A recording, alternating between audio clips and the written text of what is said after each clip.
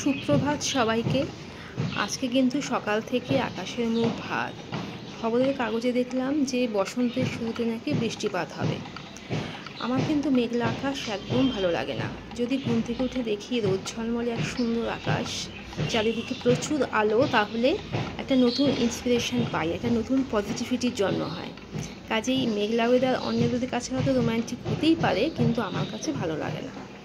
তো এই সময় যদি আবার বৃষ্টি হয় তাহলেই ঠান্ডা পড়বে, এবং ঠান্ডা পড়লে কিন্তু বাচ্চাদেরকে একটু সাবধানে রাখুন, কারণ এখন সিজন চেঞ্জের সময় চলছে, তো ওদের কিন্তু ঠান্ডা লেগে যেতে পারে। আর সবাই ভালো থাকুন, সুস্থ থাকুন, এবং যখন বাইরে বেরোবেন একটু সতর্ক থাকুন চারপাশে।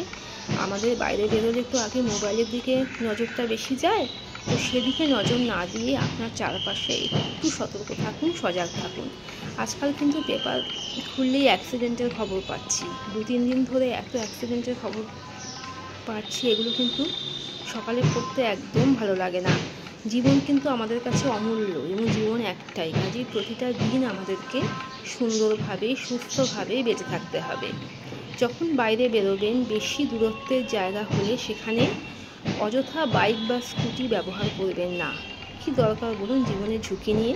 দেখছেন তো যে হেলমেট নিয়েও কিন্তু মানুষ রেহাই পাচ্ছে না।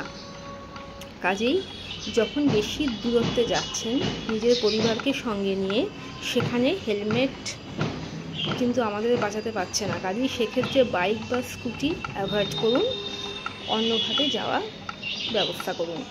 এছাড়া যখন রাস্তায় হাঁটবেন আপনার সামনে পেছনে চারিপাশে সজাগ দৃষ্টি রাখুন। কোনো সময় অন্যমনস্ক হয়ে পড়ি আমরা, তো অন্যমনস্ক হয়েও কিন্তু অনেক সময় অনেক দুর্ঘটনা ঘটে যায়। কাজেই একটু খেয়াল রাখুন। সবাই সুস্থ থাকুন, ভালো থাকুন।